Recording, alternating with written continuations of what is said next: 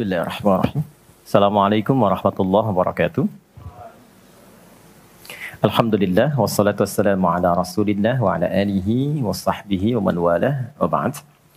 Saudara-saudariku, semoga hari ini kita diberikan kekuatan, kesehatan dan ridha Allah Subhanahu wa taala dalam menjalani kehidupan sehingga semua bukan hanya berjalan lancar tapi juga diberkahi oleh Allah Subhanahu wa taala. Ciri aktivitas yang berkah itu muaranya manfaat. Lisan bertutur beraktivitas. Bagaimana lisan yang disukai oleh Allah? Maka kata-katanya melahirkan manfaat. Kata-katanya keluar baik. Kaki melangkah bila berkah, itu melangkah ke tempat yang baik. Demikian karya-karya pun. Anda boleh jadi desainer. Desainnya disukai Allah enggak? Jangan sampai mendesain sesuatu yang Allah enggak suka. Dunianya dapat, tapi bekal akhiratnya tereduksi di dalamnya. Demikian pekerjaan yang Anda lakukan. Kalau bisa, konsepnya kan sangat ideal. Quran surah kedua ayat 201. Wa minhum may yaqulu rabbana atina fid dunya hasanah wa fil akhirati hasanah. Jadi mengejar akhirat itu konsepnya bukan meninggalkan dunia. Justru mengkreasikan dunia sehingga dia punya value akhirat. Kalau berniaga, silahkan sukses-suksesnya, sekaya-kayanya. Dan konversikan kekayaan itu untuk mencari bekal yang Allah sukai. Wujudnya bisa macam-macam. Dengan kedudukan setinggi-tingginya. Sehingga bisa membuat kebijakan-kebijakan yang Allah senangi. Dengan ilmu seluas-luasnya. Sehingga banyak manfaat yang kita niatkan sebagai ibadah karena Allah. Dan tenaga sebaik-baiknya. Mungkin ada yang di suara, mungkin ada yang di tangan, di kaki. Bilal kan cari surganya dengan suaranya. Dengan adzan, bukan dengan harta. Bilal ditawari jadi hakim agung sepeninggal Nabi. Setaraf ketua MA gitu ya. Itu ditolak oleh beliau dengan halus. Karena beliau passionnya memang menggunakan suara. Bukan menggunakan yang lainnya. Baik. Saya minta maaf dalam dua hal. Yang pertama, saya agak pilek hari ini. Karena memang beberapa kegiatan kemarin agak padat. Yang kedua, kita akan agak sedikit cepat karena kami ada agenda safar hari ini. Karena itu kita agak berbeda, mungkin agak lebih cepat dan supaya waktunya lebih efektif.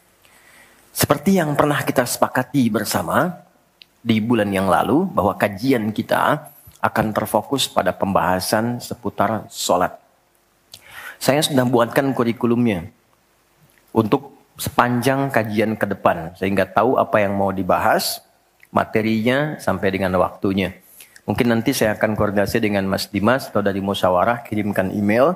Saya nanti kirimkan baik dari materi pokoknya, schedule-nya, apa yang mau dibahas di pekan keberapa, sampai dengan mungkin dasar PowerPoint-nya. Ada saya buatkan beberapa jadi PowerPoint. Baik, teman-teman sekalian, kenapa bahasan sholat menjadi penting? Ya, ini dulu.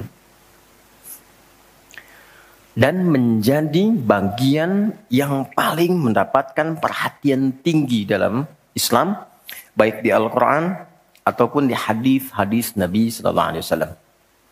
Semua Nabi itu menerima wahyunya di bumi. Rata-rata semua di bumi. Musa yang viral di Bukit Tur Sina, kan? Kemudian Isa alaihissalam di dekat pohon tin zaitun, wilayah Palestina. Demikian Nabi Daud dan seterusnya. Tapi untuk mendapatkan satu ibadah berupa sholat, khusus bagi Nabi Muhammad SAW, tempatnya spesial. Inda sidratil muntaha, indaha jannatul ma'wa. Nerimanya langsung di dekat surga, di sidratil muntaha. Itu kan oleh-oleh yang Isra Mi'raj itu kan, mendapatkan sholat. Kalau Anda mau lacak referensinya, bisa ditemukan di hadis Muslim tentang peristiwa ini, yang akhirnya mendapatkan sholat. Subtopik yang nomor 1, kitab pertama, Kitabul Iman. Nomor 1, subtopiknya nomor 74, Babul Isra di Rasulullah sallallahu alaihi wasallam ila samawati wa fadlis salat. Pembahasan tentang Isra'nya Nabi sallallahu alaihi wasallam sampai di langit dan mendapatkan keutamaan salat. Hadisnya nomor 162. Riwayatnya Imam Muslim. Imam Muslim menerima dari Syaiban bin Zarukh menerima dari Hamad bin Salamah, Hamad bin Salamah menerima dari Thabit al-Bunani, Thabit al-Bunani menerima dari Anas bin Malik radhiyallahu taala anhu, beliau menerima dari Nabi sallallahu alaihi wasallam. Lengkap, rinci, peristiwa singkatnya mendapatkan salat. Dan salat menjadi pokok penentu amalan lain. Jadi kalau benar salatnya, benar hajinya. Benar salatnya, benar zakatnya. Benar salatnya, benar interaksi dengan Qur'annya. Dan benar salatnya, itu pasti baik hisabnya. Maka turun hadis spesifik yang banyak dihafal oleh para ahli hadis, jadi pegangan hidup sampai akhirat. Inna awwala ma yuhasabu bihil abdu yawmal qiyamati as-salah. Amal pertama yang akan dihisab di hari kiamat adalah salatnya. Idza salahat salaha sa'iru amali. Kalau baik-baik semua amalnya, indikasinya dari salat.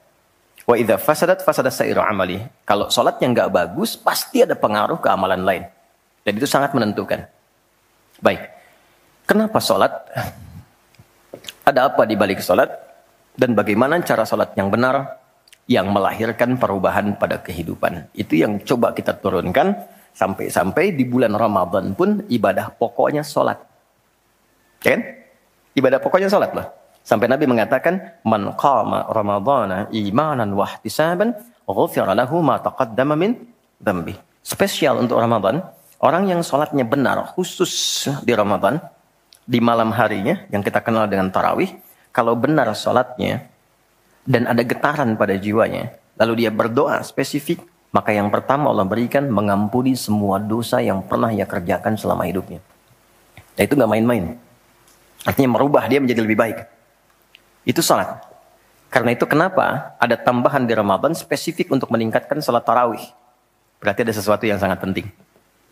Yuk kita mulai. Pertama kita akan bahas dari segi nama. Ya. Kedua, kita akan bahas dari segi fungsi atau hikmah atau manfaat. Baru kemudian yang ketiga kita masuk kepada persoalan teknis penunaiannya. Baik bacaan, cara, makna. Kita belajar dari mulai menunaikan, bacaannya apa, maksud dari itu apa. Ya. Baik, kita mulai cepat. Salat. Apa itu salat? Doa. Apalagi? Kenapa doa disebut salat? Kenapa nggak disebut doa aja? Apa itu salat? Doa. Apa itu doa? Salat. Oke, yuk kita urutkan dari segi katanya dulu. As-salah, kurang lebih begini. Nanti ada versinya, ada yang pakai waw, itu ujungnya nanti kembali ke alif. Ini ya. Teman-teman, salat itu seakar dengan kata silah. Silatun. Seakar verbnya, kata kerjanya dengan kata wassala. Wusul. Silah dalam bahasa Arab artinya sesuatu yang terhubung kuat. Sehingga dengan erat dan kuatnya ini sulit dilepaskan. Pernah dengar silaturahmi? Ya kan? Kenapa disebut dengan silaturahmi? Karena ada hubungan perhatian kasih yang dalam, sehingga dimanapun dia masih tersambung untuk memperhatikan. Jadi silaturahmi itu bukan begini, bukan Anda kumpul, menyapa di teman yang hadir. Itu bukan silaturahim. Anda menyapa orangnya ada, wajar, orangnya masih ada. Tapi ketika Anda pulang, Anda mendoakan dan support pada kebaikan, itulah silah namanya. Nah, hubungan yang melatih kita supaya terus terhubung dengan Allah, sehingga tak terpisahkan pengawasan Allah kepada kita, perlindungan Allah kepada kita, pemberian Allah kepada kita di setiap waktu dan tempat dimanapun, itu dinamakan dengan salat namanya. Karena itu, ciri keberhasilan orang yang salat, yang pertama kali dapatkan adanya konektivitas dengan Allah. Sampai dia koneksinya ke Allah. Karena itu disebut wusul. Kenapa secara fikih dinamakan dengan doa? Karena saat berdoa kan terkoneksi dengan Allah. Ya kan? Nah, doa yang terkoneksi secara formal kepada Allah itu disebut dengan salat. Quran surah keempat, dalilnya An-Nisa ayat 103. Quran surah 4 ayat 103. Paling kanan agak sedikit ke atas tuh di mushaf standar. Fa'idha qadaytumus salata. Maka jika Anda telah tuntas mengerjakan sholat, fadhkurullaha. Maka cirinya, dia akan cepat terkoneksi kepada Allah. Itu pengertian hikmahnya. Kalau pengertian fikihnya, habis sholat cepat zikir. Zikir itu artinya terkoneksi, nyambung.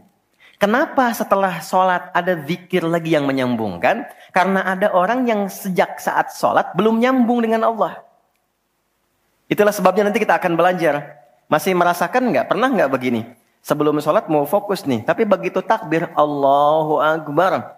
Yang akbar di lisan Allah. Tapi yang akbar di pikiran, project.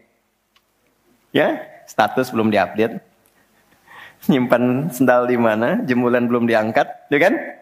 Ya, pernah nggak suasana itu hadir? Nah kan, nanti kita akan belajar.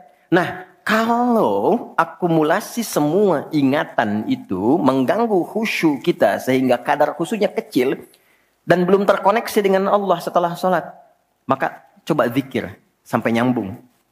Idealnya ketika sholat selesai, itu punya konektivitas dengan Allah nyambung. Ingat Allah. Qiyaman. Baru dia berdiri jalan sudah ingat Allah. Makanya kalau ada orang keluar dari masjid dan dia nyambung dengan Allah, itu mustahil tertukar sendal. Oke? Karena saat dia pakai, dia merasa diawasi Allah. Ya Allah salah, bukan punya saya. Yang saya yang itu rupanya dia pakai, padahal dia ke masjid nggak pakai sendal. Ini memang ada yang salah dengan sholatnya. Oke, balik ke sini. Maka kalau dia berjalan jalannya baik, kalau dia duduk bekerjanya baik, gak mungkin maksiat, gak mungkin menyentuh yang salah karena saat dia menyentuh dia merasa dilihat Allah. Itu yang disebut dengan ihsan namanya.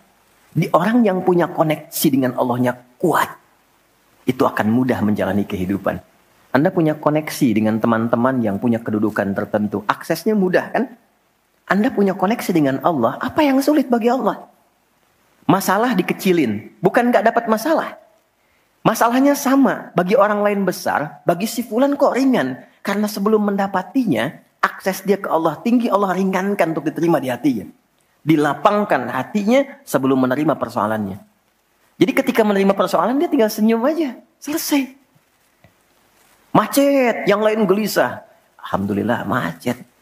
Bisa hafalan dulu, bisa baca dulu, bisa mengerjakan yang lain dulu. Ini semua dibaca dengan nyaman karena konektivitas yang tinggi dengan Tuhan. Jadi ternyata ketika diminta menunaikan ibadah salat, ada hal yang sangat besar yang Allah ingin berikan kepada kita semua. Saya ingin tanya teman-teman, berapa waktu yang Allah mintakan kepada kita untuk menunaikan salat? Berapa? Tiap hari kita kerjakan. 5 kan? 5 kan? Nomor koneksi dengan Allah. Masih ingat nomornya? 24, 4, 3, 4. Klik. Naik. 2 subuh, 4 duhur, 4 asar, 3 maghrib, 4 isya kan? Ayo bikin status. Ya kan? 5 waktu kan? 5 waktu kan? Kenapa 5 waktu?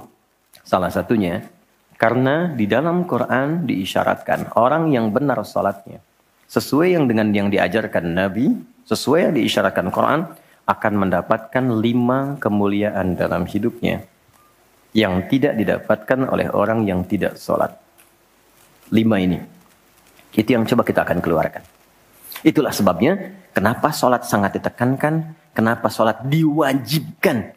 Karena Allah mewajibkan kita mendapatkan semua kebahagiaan dan kesuksesan yang kita ingin raih dalam kehidupan. 5 ini. Yuk kita mulai. 1. Izinkan saya memulai dari sini supaya kita punya motivasi untuk menunaikan sholat. Jadi kalau nggak tahu yang 5 ini, cara pandangnya kepada sholat jadi beban. Baru aja zuhur, dasar lagi. Baru maghrib, udah isya lagi. Kan? Nah, ayo isya. Tadi kan udah maghrib. Kan?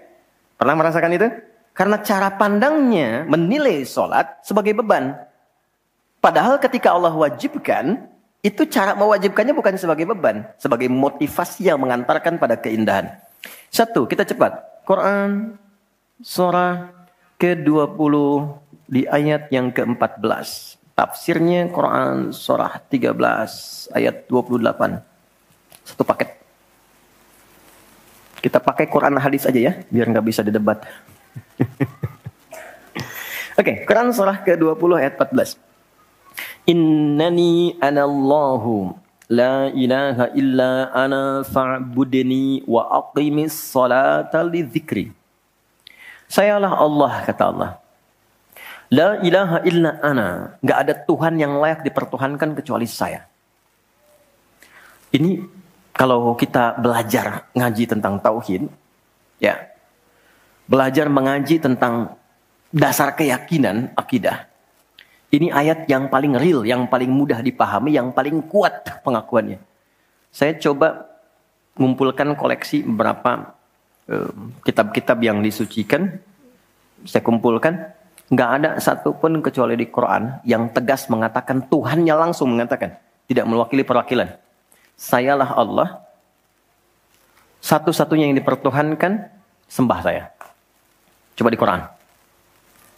Kita simpan ini dalam bab tauhid, sekarang kita teruskan. Bagaimana cara menyembahmu ya Allah? Fa'budni wa aqimis sholata lidzikri. Tunaikan sholat. Ya, sebagai pembuktian penyembahan kepadaku. Lidzikri, untuk mengoneksikan dirimu denganku. Satu, sholat adalah pembuktian sebagai hamba, pembuktian iman. Pelan-pelan. Yang pertama, teman-teman sekalian, ketika Allah menerangkan fungsi sholat yang pertama untuk membangun konektivitas yang kuat dengan Allah, itu ternyata dasarnya bukan materi, bukan kedudukan, tapi penghambaan. Supaya engkau membuktikan diri engkau itu hambaku, sembahku, lewat sholat. Jadi kalau ada orang yang mengatakan, Tuhanmu siapa? Allah, tapi dia nggak mau sholat, itu kata Nabi, belum sempurna kebertuhanannya kepada Allah. Ya, al-farqu bainal mu'min wal kafir, tarku sholat, kata Nabi. Perbedaan orang yang mengaku beriman dengan yang belum beriman, dilihat dari sholatnya.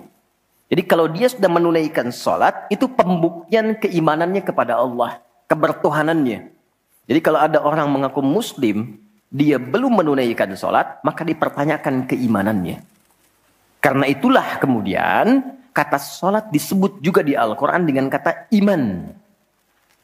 Buka Quran surah kedua, ayat 143. Lihat di pertengahan. Wa ma kana Allahu liyudhi'a imanakum.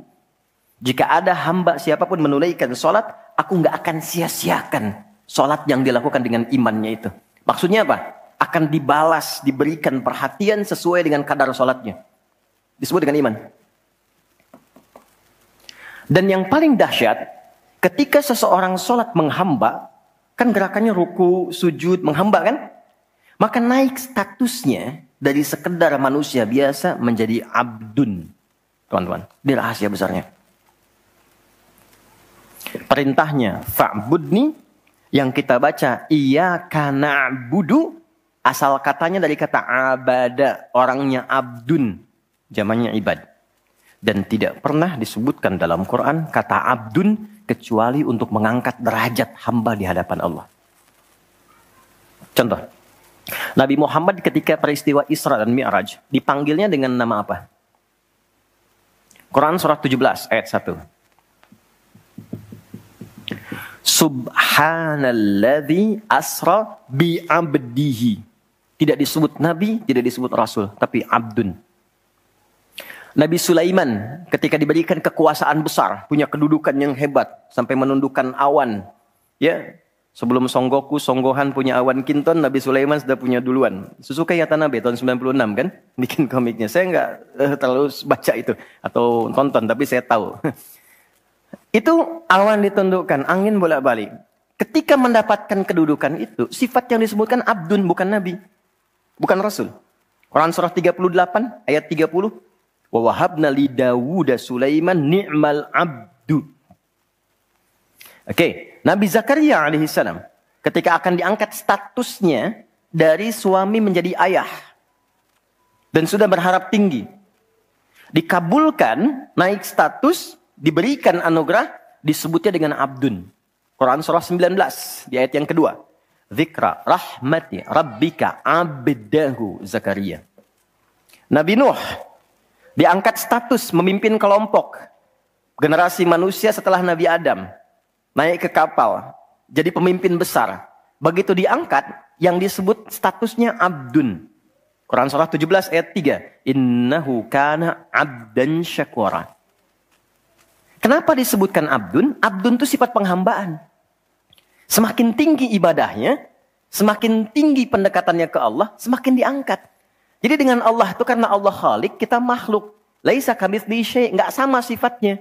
Jadi kalau ke Allah itu jangan terlalu ngangkat. Kalau tinggi direndahkan, kalau rendah ditinggikan. Karena itu kenapa saat sholat kita merendah supaya ditinggikan. Itu poinnya. Jelas ya? Itulah sebabnya kenapa Nabi dijamin surga, turun surah Al-Kautsar itu. Satu-satunya Nabi yang sebelum wafat turun surganya. Rasulullah. Dengan turunnya surah Al-Kautsar. Kenapa? Salah satunya karena ibadahnya. Coba lihat kesaksian Sayyidah Aisyah itu di Al-Bukhari nomor hadis 1147. Kedatangan tabi'in namanya Abu Salamah bin Abdurrahman. Tanya bagaimana sholat malamnya Nabi. Kata Sayyidah Aisyah, jangan ditanya panjang dan khusyuknya. Panjang dan bagusnya. Beliau memang sholatnya 4 rakaat di awal. Tapi jangan tanya panjang dan bagusnya. Beberapa sahabat dulu pernah pengen tahu, penasaran. Diikuti sholat di belakang Nabi. Ternyata rakaat pertamanya. Dikira Al-Baqarah 100 ayat. Akan ruku. Ternyata disambungkan ke 286 ayat sampai selesai. Dikira setelah selesai akan ruku. Ternyata Alif Lam Mim lagi. Ali Imran sampai selesai. 200 ayat. Dikira ternyata setelah la'alakum tuflihun 200 ayat Ali Imran akan ruku. Nyambung An-Nisa 176 ayat. Baru kemudian ruku setelah 5 juz 4 halaman. Ruku. Besoknya orang-orang ini nggak ikutan lagi. Udah. Lain memang levelnya. Salam. Tersentuh kaki Nabi itu dengan tangan Sayyidah Aisyah. Ini menunjukkan sederhana kehidupannya. Bayangkan kan, suami sholat, istri tidur, nyentuh bagian kaki. Kira-kira tidurnya, alasnya di mana tuh? Nabi besar loh, ahli surga, hebat, pemimpin besar. Kehidupan demikian. Tapi kalau sedang beramal, kaya. Sodakoh, kaya. Sholat, kaya. Kakinya bengkak. Kata Sayyidah Aisyah, kenapa begini ya Rasulullah? Alam takun madmunah, alam takun ma'sumah. Engkau kan dijamin surga, surahnya sudah turun. Engkau dijaga dari kesalahan maksum. Jawabannya ringan sekali. Afala akunu abdan syakura abdun. Apa enggak boleh aku menjadi hamba yang bersyukur? Ternyata syukur itu kalau dulu para nabi itu pakai ibadah. Jadi kalau dapat nikmat nih teman-teman, ini rahasia hari ini ya. Di antara kita saja ya. Karena saya enggak bagi di yang lain nih, cuma di sini nih. Ya. Para nabi itu, kalau mereka dapat nikmat apapun, itu yang dilakukan syukur. Dan syukurnya lewat ibadah. Contoh, biasa kan suka hadir ulang tahun ya. Masuk ulang tahun kesekian. Nabi tiba-tiba hari Senin puasa. Ditanya oleh sahabat, ya Rasulullah kenapa puasa? Kata Nabi, ini hari lahirku.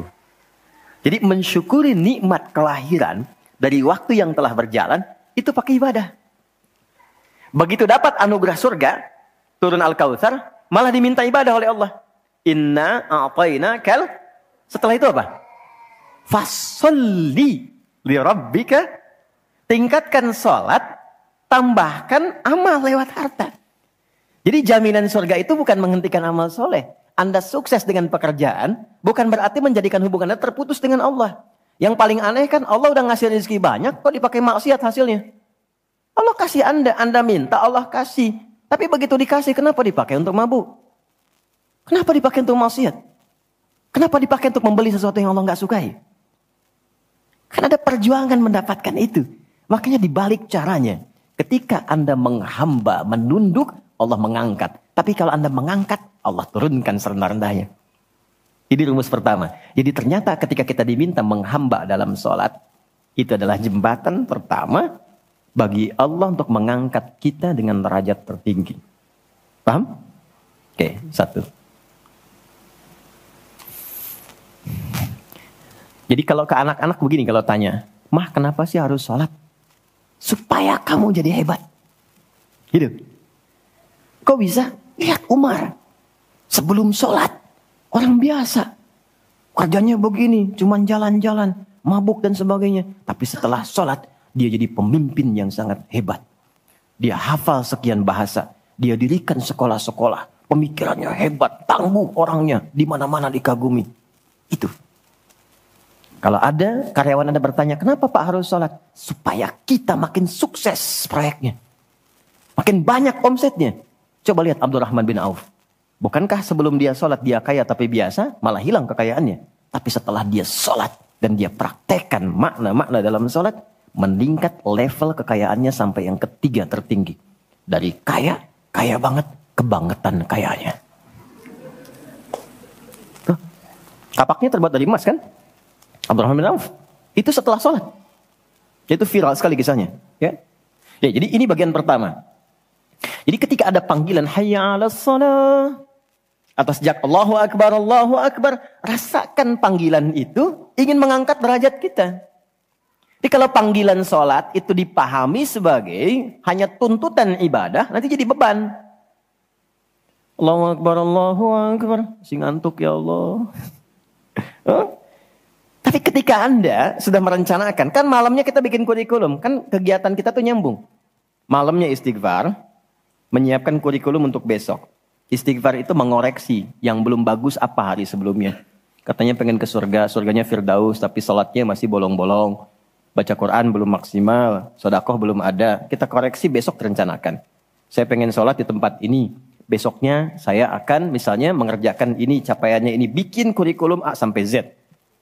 Begitu kita bangun tidur, dipanggil.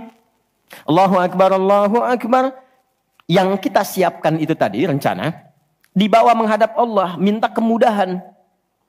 Minta perlindungan, minta pengangkatan. Makanya kenapa sholatnya disebut subuh dari kata asbah. Sesuatu yang sudah siap dengan rencana. Wasubhi idza tanaffas. Quran surah 81 ayat 18. Di orang Islam itu bangun dari tidur, dia sudah punya rencana yang mau dia siapkan ke depan apa.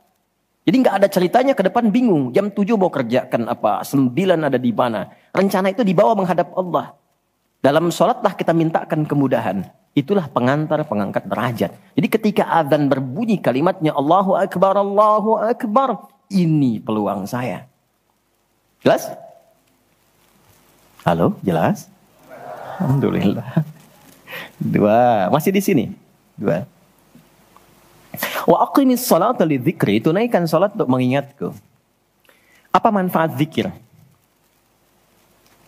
Apa manfaat zikir? Kembali ke Quran surah 13 ayat 28.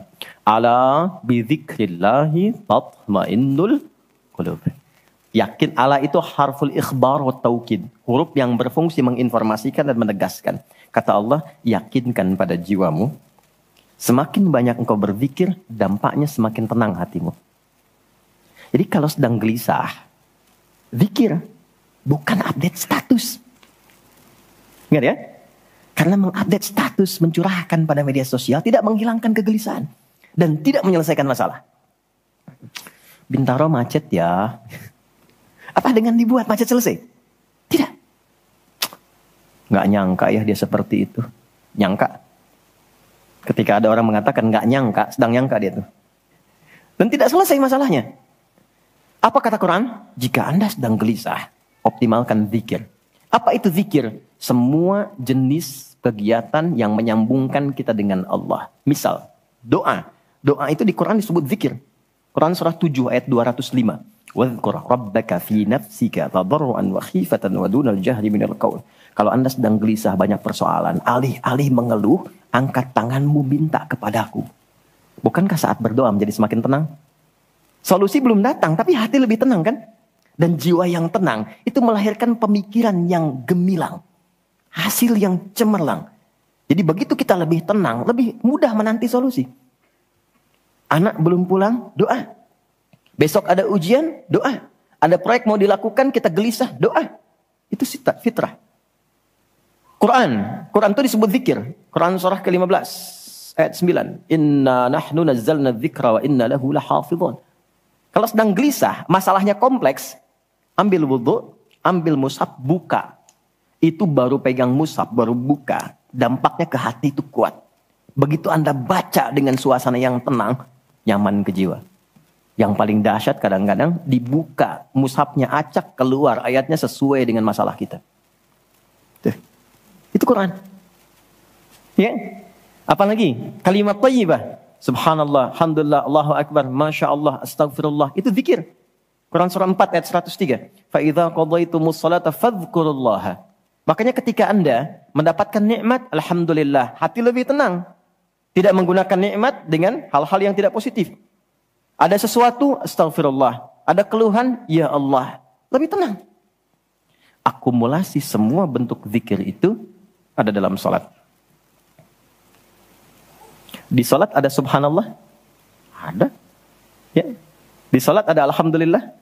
Ada. Di salat ada Allahu Akbar? Dibuka dengan takbir. Di salat ada Quran? Ada. Al-Fatihah, Quran. Kita salat baca Quran. Apa lagi? Apakah di salat kita kemudian membaca kalimat thayyibah? Baca. Berdoa? Iya, isinya semua doa. Maka ketika semua jenis zikir dikumpulkan, itu berubah menjadi salat. Dan kalau satu zikir saja membuat tenang, apalagi salat. Makanya salat itu jangankan ibadahnya, tempatnya saja bikin tenang. Coba teman-teman, ikhwan ya. Anda ada masalah nih di kantor, mampir ke masjid. Itu buka pintu masjid baru masuk, udah tenang. Enak. Makanya saya sering katakan, sering share dengan beberapa kawan, Anda kalau sedang kerja, coba pulangnya jangan langsung ke rumah. Mampir ke masjid dulu. Yang terdekat ya dengan rumah. Yang terdekat. Mampir ke masjid, sholat 2 rakaat. Di situ sampaikan, ya Allah, aku telah berikhtiar seperti apa yang telah Engkau perintahkan. Dan aku bertawakal akan rezeki yang telah Engkau tetapkan. Itu begitu Anda selesai berdoa pulang, yang dibawa ke rumah aura masjid bukan aura kantor. Dan istri anak-anak di rumah mendapatkan ketenangan yang sempurna. Jadi nerima antum itu nerima dalam keadaan yang penuh dengan ketenangan. Jadi ketika menyambut anak, ayah, papa, papi, buya, antumnya tuh udah enak nerimanya. Coba kalau nggak percaya, rasakan itu. Ke masjid itu beda. Dibanding rumah sendiri, rumah Allah lebih tenang kan? Itu baru tempatnya. Dan puncaknya Ka'bah. Yang menjadi kiblat.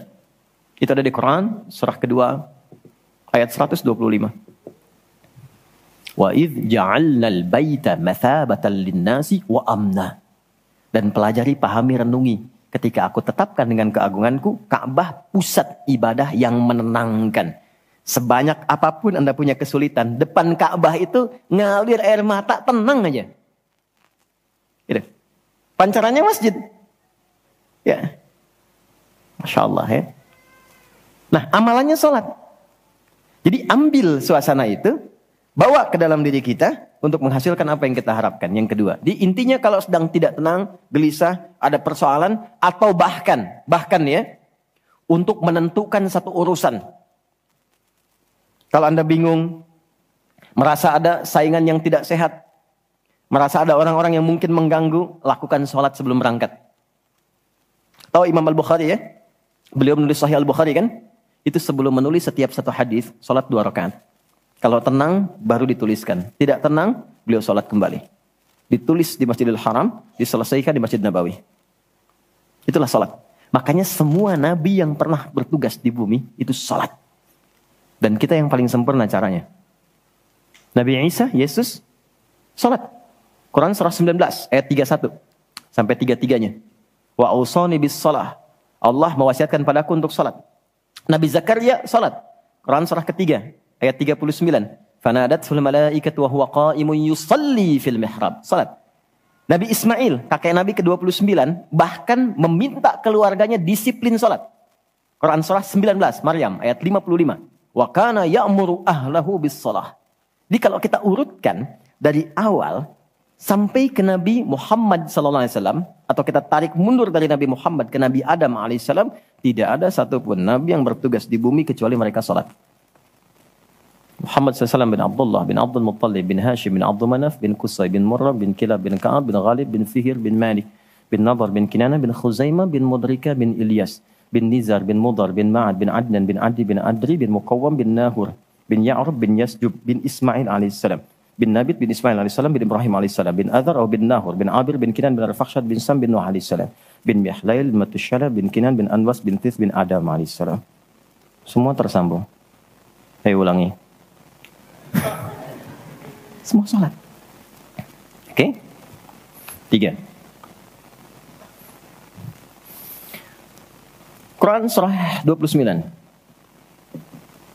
ayat 45. Salat bila dikerjakan dengan benar akan merubah pelakunya menjadi lebih baik. Secara singkatnya, salat mendidik kita menjadi pribadi yang baik. Nah, sumber keburukan itu yang menjadi lawan dari baik itu ada 2. Jadi kalau ada orang yang tidak baik, anak yang kurang baik, ayah yang kurang baik, ibu yang kurang baik, itu artinya ada satu dari 2 ini yang melekat pada dirinya. 1 disebut dengan fakhsya. Keburukan yang bersumber dari syahwat, kata-kata kotor, jorok, zina, LGBT, pornografi, porno aksi, dan semisalnya. Itu fakhsya. Jadi nggak mungkin orang sholat, kata-katanya jorok. Perilakunya menyimpang. Nggak mungkin. Karena sholat mencegah itu.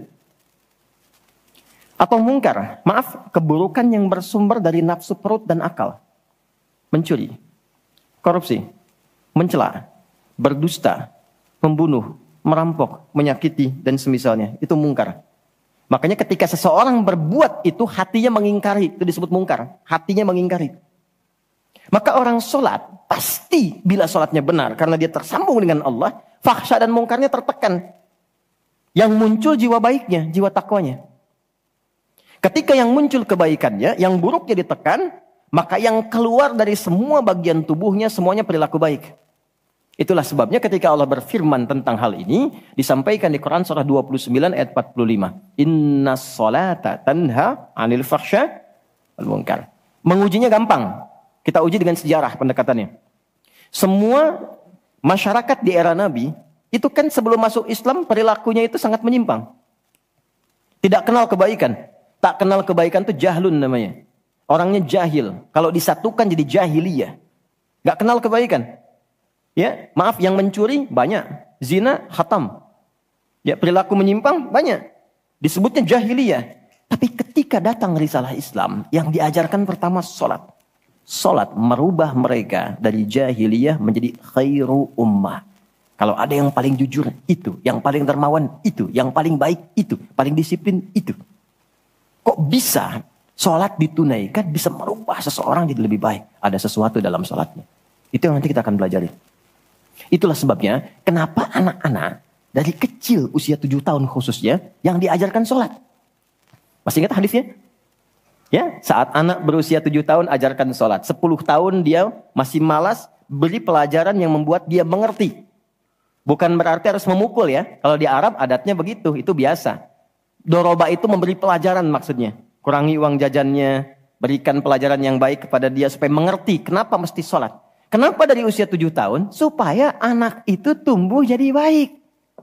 Itu maksudnya. Cuma anak sekarang advance. Gen Z yang sekarang itu sebelum sholatnya sempurna, TK sudah manasik ya. Enggak apa-apa sih, cuma ini maksimal dulu yang kedua ya. Oke, 4, saya cepat karena waktu kita terbatas. 4. Sholat bila dikabulkan, bila dilakukan dengan benar. Saya ulangi, salat bila dilakukan dengan benar. Sesuai isyarat petunjuk Al-Quran dan contoh yang disampaikan Nabi, maka bisa mempercepat terkabulnya doa. Oke? Mempercepat terkabulnya doa. Itulah kenapa secara bahasa, salat disebut doa. Kalau benar mengoneksikan diri kita dengan Allah sang pengabul doa, koneksinya cepat, sinyalnya kuat, itu nggak ada sekat, menggoncang arus, langsung dikabulkan. Dan nggak ada jeda. Oke, Quran langsung, surah ketiga, ayat 38 sampai 39. Surah 3 Ali Imran, ayat 38 sampai 39. Kita belajar dari kisahnya Nabi Zakaria alaihi salam. Contoh kecil sekali.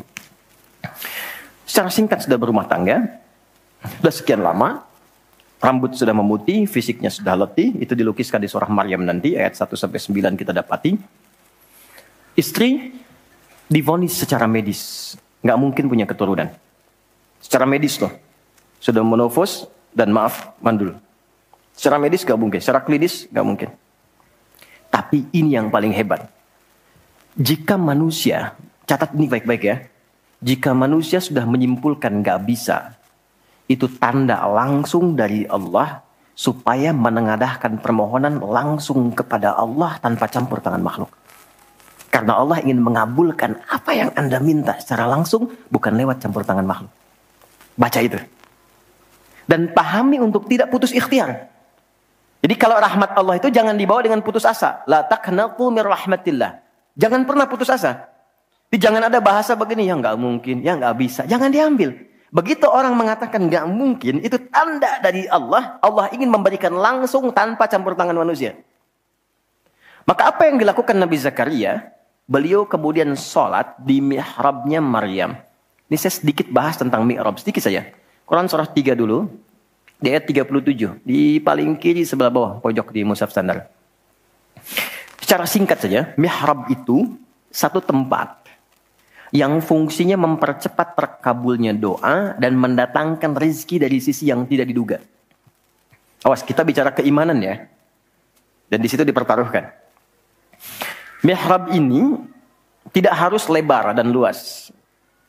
Sehamparan sejadah nggak ada masalah. Yang penting kita gunakan untuk ibadah saja. Di luar ibadah keluar. Itulah kenapa tempat imam disebut mihrab. Kenapa? Karena imam mewakili makmum untuk memohon kepada Allah dalam sholat berdoa. Makanya kualifikasi imam mesti khusus, bukan imam biasa. Baik. Kemudian, tidak harus di masjid, di rumah boleh dibikin. Maryam pernah dibuatkan mihrab. Saat beliau mengkhususkan diri ibadah, di situ apa yang terjadi? Fataqabbalaha rabbuha biqabulin hasanin wa ambataha nabatan hasanan wa kaffalaha Zakaria. Kullama dakhala 'alayha Zakaria al-mihrab wajada 'indaha rizqa. Qala ya Maryam anna laki hadha? Qalat huwa min 'indillah. Innallaha yarzuqu man yasha' bighairi hisab. Ini poinnya. Setiap Nabi Zakaria mengantarkan kebutuhan Maryam, pakaiannya, makanannya, kebutuhannya, itu sudah ada. Dan ingat, status Nabi Zakaria itu Nabi loh. Beliau tahu itu pasti dari Allah. Tapi ingin dikonfirmasi apakah pendidikan beliau selama ini sudah meresap pada jiwanya atau belum. Ditanya, Maryam dari mana semua ini?